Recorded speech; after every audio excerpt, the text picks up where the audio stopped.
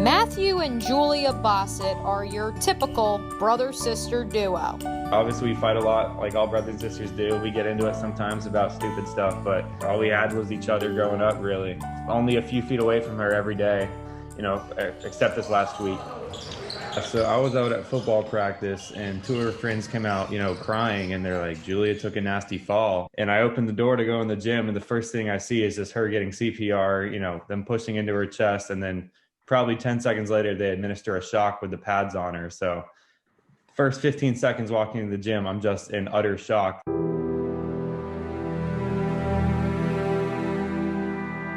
Julia's heart had stopped beating. She was taken to nearby Halifax Hospital. The decision was then made to airlift her to Wolfson Children's Hospital. Julia sustained a cardiac arrest due to an arrhythmia, and once that happens, the heart basically stops pumping. And when the heart's not pumping, there's no blood going to the brain, and seconds matter, fractions of seconds matter. There was CPR administered very early, within seconds. 20 seconds is what we were hearing. And that CPR continued during the length of time until the EMS got there. So there was some comfort, but there was a lot of unknowns and a lot of rough emotions still.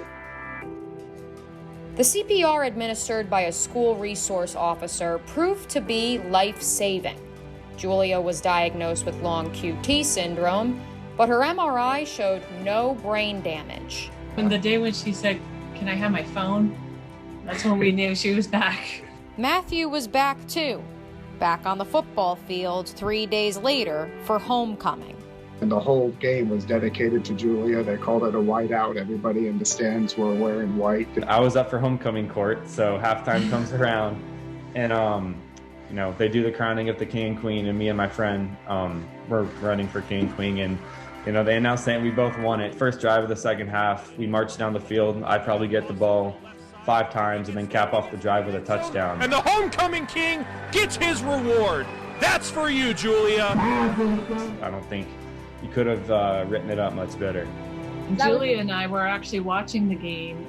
We were streaming it on Facebook Live. And I think the whole floor could hear me screaming when he got a touchdown and when he got homecoming king. So probably not a good thing to do on a cardiac tour, but I couldn't help myself.